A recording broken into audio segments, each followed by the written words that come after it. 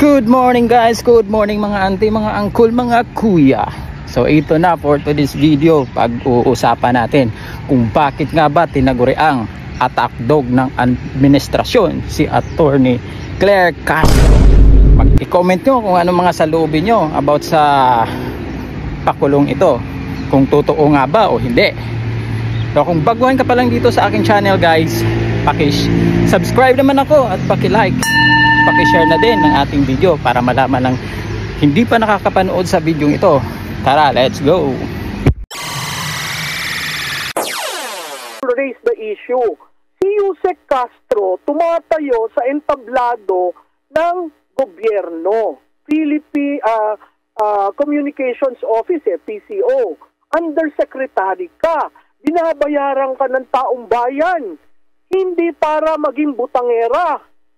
Para mag-explain ng programa ng Pangulo kung ano nang nagawa sa mga problema natin. Pero nakita natin, simula nang siya'y ninumbrahan, abay talagang left and right.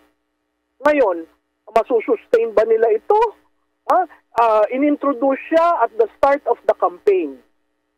Talagang strategic yung paggaganyan niya, talagang dinesign nila to be such.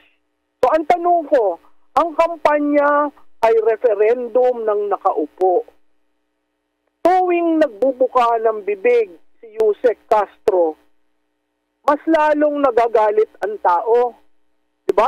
Mas lalong naghihimutok, bakit ganito ang tagapagsalita? Bakit walang gawin kundi tirahin ng tirahin ang mga Duterte? Makita mo yung pagtira niya eh. Ang layo na eh. Binabalik niya. So, rene-reverse niya. Her role is to destroy the Duterte name. That is her role. It is not even to add up to the accomplishment of the president. Hindi bumabalik. Hindi sinasabi na, alam po nyo, kaya nung inaugural, ito ang plano niya. Walang ganon. It's all a contrasting message at tirahin ang mga Duterte.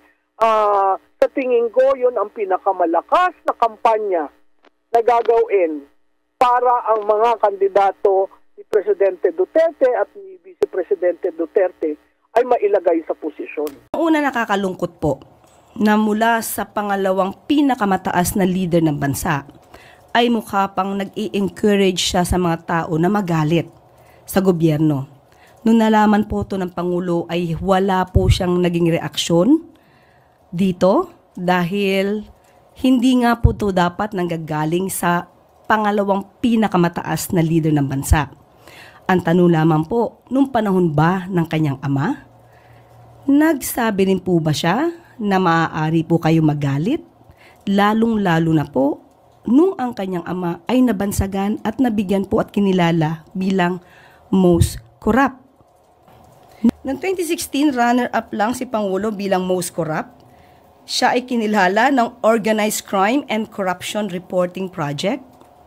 Pero noong 2017 ay nag-level up si dating Pangulong Duterte at siya na po yung naging awardee at kinilala ng People of the Year being the most corrupt. At inamin din naman po niya sa kanyang statement ni Pangulong Duterte na siya ay corrupt at siya ay nagnakaw. Pero naubos na nga lang. Kung ito man po ay naging donasyon, in good faith, kailangan po talaga natin malaman dahil hindi naman po masama ang tumanggap ng donasyon. Okay? Sa panahon po ng pandemya, nabalitaan po din natin na marami po natanggap na ambulance, na mga sasakyan, tama ba? Ambulansya, especially Davao City.